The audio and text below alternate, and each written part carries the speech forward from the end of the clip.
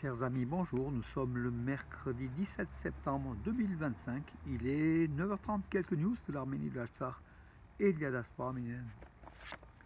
Mardi prochain, mardi 23 septembre à 20h à l'auditorium de Valence, donc au Polygone. Donc voilà, ce concert donc des virtuoses, des musiciens virtuoses venus d'Arménie.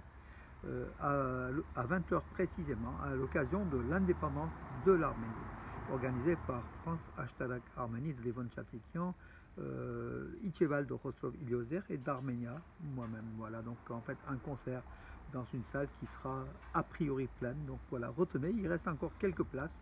Vos billets, mes amis, ça sera pour mardi prochain, 23 septembre.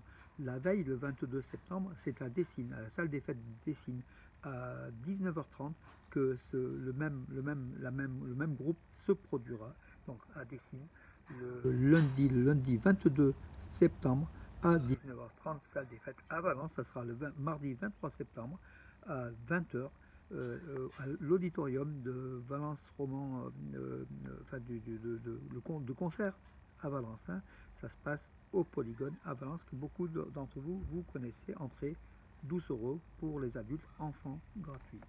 Voilà mes amis pour cela, pour soutenir l'Arménie, pour soutenir les jeunes talents d'Arménie, et puis pour penser à l'indépendance de l'Arménie, bien évidemment. Voilà. En information, mes amis, que dire, il y a eu quelques informations assez intéressantes, notamment au Vatican. Le Catholicos Kalekin II a rencontré, en visite privée, il a rencontré donc le pape Léon XIV. Voilà, donc il lui a présenté un certain nombre de choses, dont des images des églises du patrimoine arménien de l'Artsakh occupées en cours de destruction par l'Azerbaïdjan. Voilà, il a mis en garde donc contre ces destructions.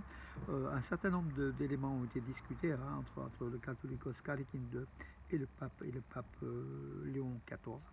Le Catholicos qui a invité donc le pape Léon XIV à venir pour une visite officielle en Arménie. Voilà, donc on n'a pas eu encore de réponse dans la date, mais je pense qu'il y aura une visite donc du pape en Arménie dans les prochains mois ou dans les prochaines années en tout cas. Voilà, une pensée aussi au pape François, donc le Catholicos Kalekin II aussi a visité donc le lieu où repose le pape François qui était venu en Arménie, qui était un ami de l'Arménie. Voilà, malgré les accords du Vatican avec l'Azerbaïdjan, l'Arménie reste quand même un pays ami du Vatican. Après, c'est de la diplomatie vaticane qui change un peu les donnes des relations entre les États. En tout cas, entre l'Arménie et le Vatican, a priori, c'était une réception chaleureuse, hein, donc du Catholicos par le pape. Gagik Tsarukyan, tout le monde connaît. Parkavacha Estan, c'est le président du groupe politique Parkavacha Estan, c'est un milliardaire arménien. Voilà, Gagik Tsarukyan qui veut construire, d'ailleurs il a construit donc, la statue haute de 33 mètres de Jésus-Christ sur un socle. Le total de la statue va faire 101 mètres de hauteur. 101 mètres de hauteur, c'est le record du monde. C'est la plus haute statue de Jésus-Christ au monde. Elle sera placée au sommet du mont Hadis, dans la région d'Apovian, le fief de Gagik Tsarukyan. Voilà. Et du mont Hadis, donc on voit Yerevan, donc d'après les déclarations de Gagik Tsarukyan. Hier, il a fait une conférence de presse. Il a demandé, donc il a affirmé qu'à partir du 26 septembre, les travaux commençaient. Il avait besoin de bénévoles justement pour aussi essayer de mettre en place progressivement cette statue géante de Jésus-Christ sur le mont Hadis. Il a besoin de bénévoles, de personnes engagées à partir du 26 septembre, a priori. Donc sa proposition a du succès puisqu'il y a de nombreuses personnes qui sont déjà inscrites, voilà, pour l'Arménie. Ça sera bien sans doute pour le tourisme en Arménie. Bon, et puis c'est le rêve de Gagik Tsarukyan. Il finance cette statue de ses propres deniers, donc il a tout pouvoir et tout droit de le faire, même si l'église d'Echmiadzin n'est pas tout à fait d'accord pour la représentation de l'image ou de la statue de Jésus. Voilà, le lieu a été choisi, il est défini. Bonne chance à Gagik Tsarukyan, ça sera sans doute une attraction touristique et ça peut faire venir quelques milliers de touristes en plus en Arménie. Voilà, moi je pense que c'est une bonne chose. Alors, que dire d'autre? Oui, justement, on parle de tourisme, mes amis. L'embellie touristique en Arménie. Donc le mois dernier, au mois d'août, ils étaient 334 396 touristes à être venus en Arménie selon les données officielles du gouvernement arménien, du ministère dont dépend le tourisme, le comité du tourisme d'Arménie qui a publié donc ces chiffres. L'an dernier, pour la même période, c'était que 300 919.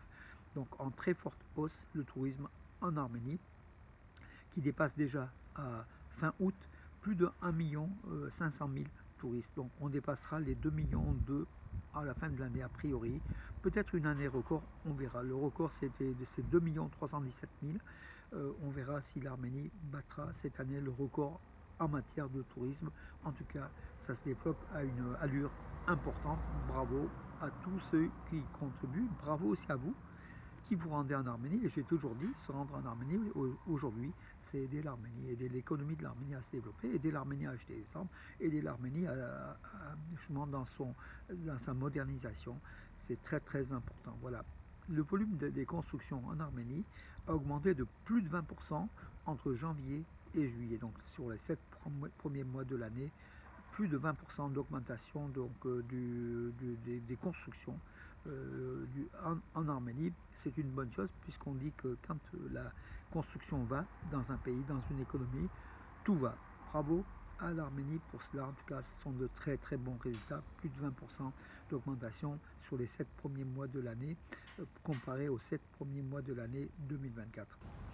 Le corridor du Zangezur, entre guillemets, c'est ce qu'appellent les Azerbaïdjanais et les Turcs, il est prêt à 95% dans la partie sur le territoire azerbaïdjanais. Voilà, donc à l'entrée du corridor, entre guillemets, de la route Trump, en fait, en Arménie, qui va déboucher sur la route Trump, la Tripe, en Arménie, au sud de l'Arménie, à hauteur de Merli. Donc ils sont prêts à 95% les Azeris, c'est ce que déclarent les médias azerbaïdjanais. Cérémonie de prestation de serment de deux ministres, les deux nouveaux ministres qui ont été nommés par le gouvernement Pachinian. Donc ils ont été reçus par Vakht Ratchaburian, le président de la République d'Arménie, et le premier ministre Nicole Pachinian. Ils ont fait leur serment en fait. Voilà, donc c'est le côté un petit peu officiel. Donc, alors les deux ministres sont Arsène Torossian, voilà, donc le ministre du Travail et des Affaires sociales, et le ministre de l'Environnement, Hampasum Matevosian. Voilà les deux nouveaux ministres qui ont pris place par un serment hier au sein du gouvernement arménien. La maison-musée d'Albert Hovhannisyan, ce héros mort en Artsakh lors de la guerre de 44 jours, a ouvert ses portes à Yerevan. Donc voilà, son père, sa famille s'est occupée du musée. Il a affirmé qu'il y a eu des difficultés posées sans doute peut-être par le gouvernement arménien, donc on ne sait pas par qui, mais en tout cas des difficultés pour la mise en place de ce musée qui est situé, notez-le mes amis, si vous avez la chance de vous rendre, c'est au 15 rue Varshavian, rue de Varsovie en fait, rue Varshavian Boroda. Alors c'est ouvert tous les jours en fait, sauf le lundi et le dimanche, donc le mardi de 11h à 18h généralement, voilà, tous les jours. Vous pouvez le visiter, donc il y a des photos, souvenirs, les habits de ce jeune soldat de 20-21 ans qui est mort en héros en Artsakh derrière son canon. L'image était virale en fait, elle a fait le tour du monde. Le jeune étudiant qui était à peine sorti de l'université, qui est allé faire sa mission en Artsakh lors de la guerre de 44 jours, a été tué, donc a été martyrisé sur place, sans doute par des attaques de drones azéris. La Banque centrale d'Arménie a émis une pièce de monnaie commémorative à l'occasion du 100e anniversaire de la naissance du cinéaste Henrik Malian. Tout le monde connaît Henrik Malian, vous savez, donc en Arménie il est très très connu avec Nahabet, notamment Nahabet sur le génocide arménien, des Arméniens en 1977. Nous sommes nos montagnes, enfin c'est Père, les garçons de l'orchestre, la route du cirque, de nombreux films qui ont eu le triangle, le morceau de ciel, Yergin Kim Godor, je crois, c'est voilà, Mi Godor Yergin, Voilà mes amis, donc la Poste d'Arménie, pardon, la Banque centrale d'Arménie a honoré le 100e anniversaire de Henrik Malian, disparu malheureusement trop tôt. Il a disparu en 1988, me semble-t-il. Voilà, Henrik Malian, qui était né en 1925. Voilà, que dire d'autre mes amis. Arman Murteyan, non, Murteyan, Arman Murteyan, vous ne le connaissez pas, je ne le connaissais pas non plus. Il est devenu le triple vice-champion du monde de bras de fer, champion de fer dans la catégorie des 60 kg, lors des 46e championnats du monde de bras de fer qui sont déroulés à Albena en Bulgarie. Voilà un Arménien vice-champion, c'est dans la catégorie des moins de 23 ans. Vice-champion du monde. Voilà mes amis pour aujourd'hui. Puis ce soir, Noah Yerevan qui joue en phase de poule de l'UEFA Conference League. On suivra donc contre un club. Écoutez, je crois que c'est un club croate. On verra donc tout à l'heure. Je donnerai les informations au niveau d'Armen News, mes amis. Et puis suivons l'actualité à tout moment, mes amis. Je vous mettrai des informations s'il y a besoin, en tout cas sur le sport, sur l'actualité arménienne de l'Arménie. Merci, vous êtes très nombreux à me suivre également. Et vendredi, on aura aussi peut-être une autre interview réalisée en Arménie par une journaliste d'Arménie. Je vous en reparlerai. Bonne journée mes amis et à demain.